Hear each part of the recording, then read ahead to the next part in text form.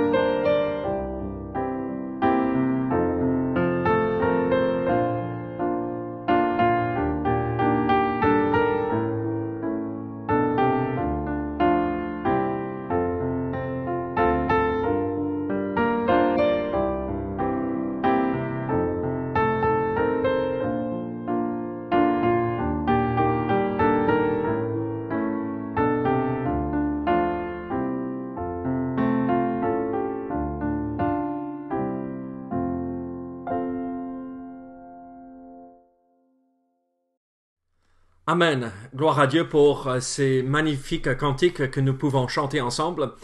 Je vous invite à ouvrir votre Bible à 2 Samuel chapitre 9. 2 Samuel chapitre 9. Et écoutons ensemble la lecture de ce chapitre. Et après quoi nous allons revenir et tirer quelques leçons pour nous, pour que nous puissions appliquer ces vérités à notre vie actuelle. 2 Samuel chapitre 9. David dit: Reste-t-il encore quelqu'un de la maison de Saül pour que je lui fasse du bien à cause de Jonathan? Il y avait un serviteur de la maison de Saül, nommé Tsiba, que l'on fit venir auprès de David. Le roi lui dit: Es-tu Tsiba? Et il répondit: Ton serviteur. Le roi dit: N'y a-t-il plus personne de la maison de Saül pour que j'use envers lui de la bonté de Dieu? Et Tsiba répondit au roi: Il y a encore un fils de Jonathan, perclus des pieds. Le roi lui dit: Où est-il? Et Tsiba répondit au roi: Il est dans la maison de Makir, fils d'Amiel, à Lo-debar. Le roi David l'envoya chercher dans la maison de Makir, fils d'Amiel, à Lo-debar. Et Méphibosheth, fils de Jonathan, fils de Saül, vint auprès de David, tomba sur sa face et se prosterna. David dit: Méphibosheth. Et il répondit: Voici ton serviteur. David lui dit: Ne crains point, car je veux te faire du bien à cause de Jonathan, ton père. Je te rendrai toutes les terres de Saül, ton père, et tu mangeras toujours à ma table. Il se prosterna et dit: Qu'est ton serviteur, pour que tu regardes un chien mort, tel que moi? Le roi appela Tsiba, serviteur de Saül, et lui dit: Je donne au fils de ton maître tout ce qui appartenait à Saül et à toute sa maison. Tu cultiveras pour lui les terres, toi, tes fils et tes serviteurs, et tu feras les récoltes, afin que le fils de ton maître ait du pain à manger. Et Méphibosheth, fils de ton maître, mangera toujours à ma table. Or Tsiba avait 15 fils et 20 serviteurs. Il dit au roi: Ton serviteur fera tout ce que le roi mon seigneur ordonne à son serviteur. Et Méphibosheth mangea à la table de David comme l'un des fils du roi. Méphibosheth avait un jeune fils, nommé Mika, et tous ceux qui demeuraient dans la maison de Tsiba étaient serviteurs de Méphibosheth. Méphibosheth habitait à Jérusalem, car il mangeait toujours à la table du roi. Il était boiteux des 2 pieds. Que le Seigneur bénisse la lecture de sa parole. Ici, dans ce chapitre, nous voyons que David nous révèle vraiment le cœur de Dieu. Nous connaissons David comme l'homme après le cœur de Dieu, ou l'homme qui reflète le cœur de Dieu. Et ici, dans ce chapitre, nous voyons vraiment cette réalité. Vous imaginez, ici, David est enfin établi comme roi. Après tant d'années en attente, David commence à avancer et établir le royaume d'Israël. Et là, il se rend compte que toute la maison de Saül a été tuée, ou il en reste très peu, ou pas du tout. Et il se pose la question, mais est-ce qu'il reste au moins une personne de la maison de Saül? Et la réponse qu'il reçoit, c'est oui. Il y a un. Il y a le fils de Jonathan, Méphibosheth. Et là, nous allons voir comment la façon que David s'est comporté, nous retrouvons le cœur de Dieu. Donc, quel est le cœur de Dieu? Comment David a manifesté ou nous révèle ce cœur de Dieu? Regardez verset 3 et nous allons voir une première vérité par rapport à ce que je veux dire ici. Verset 3 de 2 Samuel chapitre 9. Le roi dit, donc David a demandé cette question: N'y a-t-il plus personne de la maison de Saül pour que j'use envers lui de la bonté de Dieu? Et Tsiba répondit au roi: Il y a encore un fils de Jonathan perclus des pieds. Quel est le cœur de Dieu révélé ici dans cette phrase, dans ce verset, en fait, que nous venons de lire?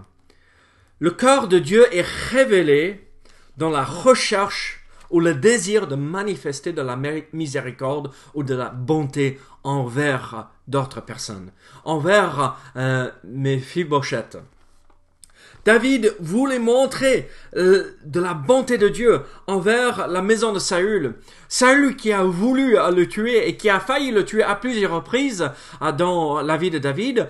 Et là, David se retourne et regarde autour de lui et se pose la question, mais où sont-ils tous ces enfants, toute cette maison de Saül? Est-ce qu'il n'y reste plus?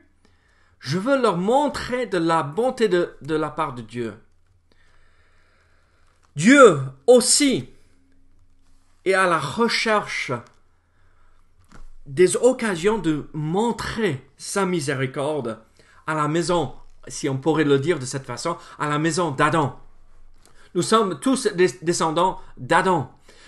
Et Dieu veut nous montrer, Dieu veut nous manifester sa miséricorde. Il veut nous révéler sa bonté dans notre vie. Vous imaginez, Méphibosheth était le fils de Jonathan. Donc, on se rappelle que le cœur de Jonathan et le cœur de David étaient tissés ensemble. C'était des bons amis. C'était les meilleurs amis possibles. Mais Méphibosheth n'était pas Jonathan. Et donc, David ne savait pas si Méphibosheth allait être un ennemi. Est-ce qu'il allait essayer de peut-être prendre la place de David éventuellement? Il ne savait pas du tout. Mais il voulait quand même lui montrer la miséricorde. Dieu aussi veut vous montrer sa miséricorde. Venez à lui et placez votre foi en Jésus-Christ et il peut vous montrer sa miséricorde, sa grâce et sa bonté dans votre vie. Même si on ne le mérite pas, même si on n'a fait rien pour mériter cette bonté de la part de Dieu, il veut nous la montrer. Donc, venez à lui et nous voyons le cœur de Dieu à travers ce que David voulait accomplir, manifester de la miséricorde. Mais nous voyons aussi le cœur de Dieu dans le fait que David, ou l'objet de la miséricorde de David. Regardez versets 3 à 6. Nous allons voir encore ce verset 3. « N'y a-t-il plus personne de la maison de Saül pour que j'use envers lui de la bonté de Dieu ?» Et Tsiba répondit au roi, « Il y a encore un fils de Jonathan, perclus des pieds. » Le roi lui dit, « Où est-il » Et Tsiba répondit au roi, « Il est dans la maison de Makir, fils d'Amiel, à Ladébar. » Le roi David l'envoya chercher dans la maison de Mikar, fils d'Amiel, à Lodébar. Et Méphibosheth, fils de Jonathan, fils de Saül, vint auprès de David, tomba sur sa face et se prosterna. David dit, « Méphibosheth » et il répondit, « Voici ton serviteur. » Là, je me mets à la place de David et je me pose la question si je pourrais faire pareil. Saül, cet homme qui a cherché à tuer David à plusieurs reprises, Saül qui a fait David souffrir tellement de difficultés, là, l'objet de la miséricorde de David est attiré vers son petit-fils. Méphibosheth était perclus des pieds. Il était paralysé des pieds, si on pourrait le dire de cette façon. Et on voit que avec même ce problème que nous voyons dans l'histoire entre les deux familles, la famille de David et David lui-même, et la famille de Saül et de Saül lui-même, on voit qu'il y avait David avait peut-être raison humainement parlant d'avoir de la haine même pour le petit-fils de Saül. Mais David voulait lui montrer de la miséricorde et de la bonté, lui faire grâce. Dieu aussi, comme nous venons de voir, veut faire la même chose pour nous. Mais Méphibosheth était paralysé des pieds à cause de cette histoire où, dans son enfance, quelqu'un est tombé sur lui et il a souffert des difficultés là. Mais je réfléchis à cette situation. À l'époque, les rois ne voulaient pas, les gens importants dans la vie, ne voulaient pas avoir des paralysés autour d'eux. Ils ne voulaient pas avoir des gens qui étaient déformés. Parce que c'était la honte pour la famille, parce que dans un certain sens, les gens pensaient que c'était un jugement de Dieu sur la famille, le fait qu'il y avait des gens handicapés, des gens paralysés. Nous, on sait bien que c'est pas la réalité, la vérité. Mais à l'époque, ils avaient cette mentalité. Et donc, David regarde Méphibosheth dans sa faiblesse, dans son handicap, et il dit, « Je veux user de bonté envers toi. » Je veux te donner quelque chose que tu ne mérites pas parce que j'ai aimé ton Père. Nous aussi, nous sommes handicapés avec de quelque chose de même plus grave qu'un handicap physique, même si ça peut être très difficile à vivre. Mais c'est l'handicap du péché. Et vous savez ce que Dieu nous dit? Je veux vous montrer ma miséricorde et ma grâce malgré le fait que vous avez ce problème de péché. Regardez Hébreux chapitre 12. Hébreux chapitre 12, versets 12 et 13. Hébreux chapitre 12, versets 12 et 13. Qu'est-ce que nous voyons? Fortifiez donc vos mains languissantes et vos genoux affaiblis et suivez avec vos pieds des voies droites afin que ce qui est boiteux ne dévie pas, mais plutôt se raffermisse. Nous étions ces boiteux. Nous étions ceux qui avaient ces mains languissantes. Nous étions ceux qui boitaient à cause du péché. Mais nous avons retrouvé Dieu. Même dans nos faiblesses, il nous montre sa miséricorde. Venez à lui et voyez le cœur de Dieu à travers ce que David avait fait. Dieu est bon. Dieu est merveilleux. Dieu aussi, son cœur est révélé par cette relation particulière que David avait avec Jonathan et Méphibosheth avait avec Jonathan aussi. David aimait Jonathan. Méphibosheth aimait son père. Avant qu'il meure, bien sûr, c'était son fils. Regardez verset 7 de 2 Samuel, chapitre 9 encore. David lui dit, « Ne crains point, car je veux te faire du bien à cause de Jonathan ton père. Je te rendrai toutes les terres de Saül, ton père, et tu mangeras toujours à ma table. » Qu'est-ce que nous voyons? Quel est l'aspect du cœur de Dieu qui est révélé ici? Le fondement du salut, le fondement sur lequel la miséricorde est offerte à Méphibosheth, c'est l'amour pour le fils. Jonathan était le fils de Saül. Méphibosheth était le fils de Jonathan. David avait de l'amour pour le fils Jonathan. Et donc nous voyons cette relation, tout tourne. La vérité charnière, cette idée charnière, c'est le Fils. Le fondement de notre salut, la clé de tout pour nous aussi, c'est le Fils. Le Fils de Dieu. Si on pourrait le dire de cette façon, Méphibosheth était sauvé à cause de sa relation avec le Fils, Jonathan. Nous aussi, nous sommes sauvés à cause de notre relation avec le Fils, mais le Fils de Dieu. Je vais vous lire un verset dans Jean chapitre 14. Regardez Jean chapitre 14 et verset 21. Jean 14, verset 21.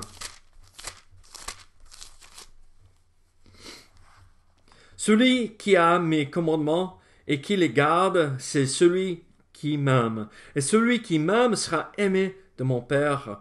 Je l'aimerai et je me ferai connaître à lui.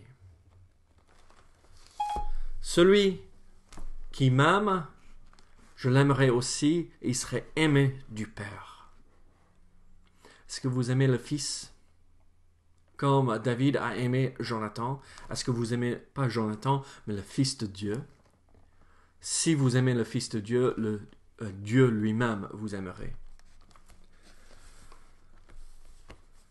Regardez, je vous donne une invitation. Je vous fais une invitation. Venez, rencontrez le Fils. Il vous aime avec un amour incroyable, magnifique. Le Père vous aime aussi. C'est ça ce qui lui a poussé à envoyer son Fils, afin que son amour pour vous soit manifesté à travers son Fils, Jésus-Christ. Venez et goûtez à cet amour. Le fondement de tout pour nous, c'est cette relation que nous avons avec le Fils. Le fondement de notre salut, la base de notre salut, c'est notre relation avec Christ. Venez, entrez en relation avec lui. Et vous serez aimés par lui et par le Père. Il y a une dernière vérité que nous retrouvons. Regardez, dans cette histoire, qu'est-ce que nous voyons? Verset 8 de Samuel, chapitre 9, il se prosterna et dit, « Qu'est ton serviteur pour que tu regardes un chien mort tel que moi? » Nous aussi, nous étions morts dans nos péchés. Nous aussi, nous étions rien. Maintenant, on lit la suite de ce chapitre et nous voyons la relation entre Méphibosheth et David Méphibosheth devient presque comme son fils. David l'adopte presque ça devient son fils. Nous aussi, nous sommes adoptés. Nous entrons dans la famille de Dieu. Nous entrons dans une nouvelle relation avec le Père. Où avant, nous étions ennemis à cause de nos péchés. Maintenant, nous sommes enfants et co-héritiers. Regardez Romains chapitre 8. Romains chapitre 8, nous voyons une vérité encore magnifique. Romains 8, verset 17. Romains 8, 17. Or, si nous sommes enfants, nous sommes aussi héritiers. Héritiers de Dieu et co-héritiers de Christ. Si toutefois nous souffrons avec lui, afin d'être glorifiés avec lui. Le cœur de Dieu est révélé à travers la vie de David. Et ici, nous voyons quatre idées différentes. Le cœur de Dieu est révélé dans l'adoption. David a adopté Méphibosheth comme son fils. Dieu nous aussi a adoptés par la foi en Jésus-Christ. Le cœur de Dieu est révélé par le fondement du salut et de notre salut. Tout dépend de notre relation avec le Fils, comme la relation avec le fils Jonathan, le fils de Saül. Le cœur de Dieu est révélé dans l'objet de la miséricorde. Méphibosheth, celui qui ne méritait pas la bonté, celui qui ne méritait pas la miséricorde. Le cœur de Dieu est révélé dans la recherche des occasions de pouvoir manifester la grâce, la miséricorde, la bonté de Dieu. Mes amis, nous sommes appelés à révéler le cœur de Dieu aujourd'hui. Nous sommes peut-être coincés à la maison à cause du confinement et on ne sait pas jusqu'à quel point, jusqu'à quand nous serons confinés. Mais vous avez la possibilité, même aujourd'hui, même dans ce confinement, de manifester le cœur de Dieu. Regardez dans votre propre maison, votre épouse, votre époux, vos enfants, vos parents, manifestez le cœur de Dieu envers tout cela, toutes ces personnes-là. Appelez les autres au téléphone et encouragez-les à partager l'amour de Dieu avec ces personnes. Et vous verrez qu'il n'y a rien de plus encourageant de pouvoir montrer ce cœur de Dieu à tous ceux qui nous entourent. Prions ensemble. Seigneur, brise notre cœur d'orgueil afin que nous puissions vivre et ressembler à toi, Seigneur, et manifester ton cœur. Seigneur, aide-nous à chercher des moyens à partager cette grâce, cette miséricorde, cette bonté que nous avons reçue de ta part envers les autres. Seigneur, protège-nous. Seigneur, ce confinement dure depuis un bon moment maintenant, 4 semaines. Ça commence à peser. Donc Seigneur, aide-nous à avoir de la patience. Aide-nous à persévérer jusqu'au bout, jusqu'à la fin, pour ta gloire, Seigneur. Aide-nous à avoir un bon témoignage dans ces moments, dans cette période de difficulté. Gloire à ton nom, pour tout ce que tu as accompli. Au nom de Jésus. Amen. Chantons un dernier cantique ensemble. Sois donc ma vision. Sois seule ma vision. Je vous ai mis des paroles différentes de ce que nous chantons en règle générale à l'église. J'ai trouvé ces paroles très intéressantes, très jolies. Et donc, une autre version de ce que nous chantons déjà à l'église. Donc, sois seule ma vision. Que le Seigneur vous bénisse. Soyez sûrs, si vous n'avez pas pu noter toutes les références de la lecture de cette semaine, de les noter cette fois-ci. Je vous ai mis cela à la fin aussi de ce dernier cantique. À très bientôt. Que le Seigneur soit celui qui règne dans votre cœur. Amen.